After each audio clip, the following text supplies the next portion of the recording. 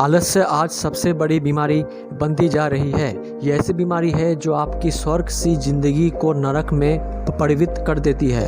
अपने कई लोगों के मुंह में ये सुना तो होगा कि उसका दिमाग बहुत तेज है, लेकिन किस्मत उसका साथ नहीं देती, या फिर ये कि उसने प्लान तो बहुत कुछ अच्छा बनाया है पर परिस्थितियों के चलते अपनी मंजिल को पा नहीं सका।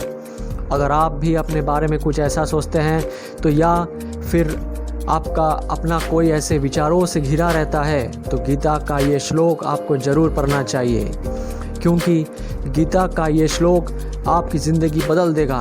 हमारी हर निराश असफलता के तार आलस्य से जुड़े रहते हैं, ऐसा हम नहीं कहते हैं। ये भगवान श्री कृष्ण ने भगवद गीता के एक श्लोक में कहा है। ये बात तो सभी जानते होंगे कि महाभारत के युद्ध से पहले अर्जुन हार मानकर निराश होकर अपना धनुष धरती पर रख चुके थे। युद्ध न करने का विचार उनके मन में आने लगा था। गीता के पहले श्लोक में अर्जुन अपने मन की यही व्यथा, युद्ध न करने का विचार श्री कृष्ण से कहते रहे।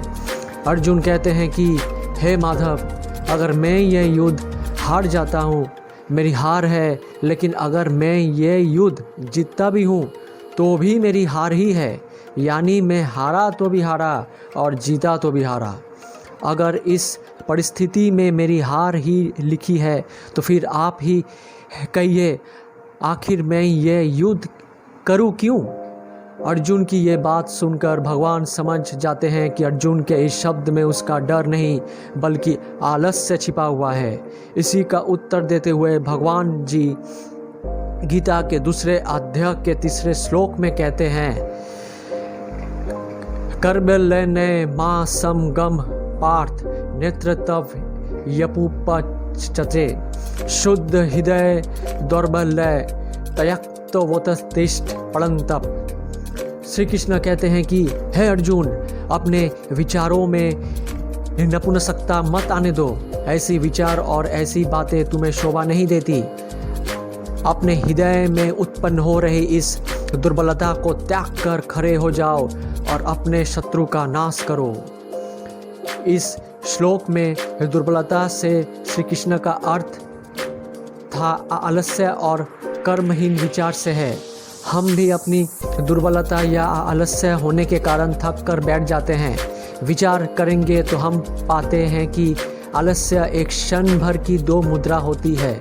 यदि हम अपनी दुर्बलता और आलस्य रूपी कमजोरी को त्याग कर खड़े हो जाएं, तो वो काम करना और लक्ष्य को प्राप्त करना हमारे लिए बिल्कुल भी मुश्किल नहीं है।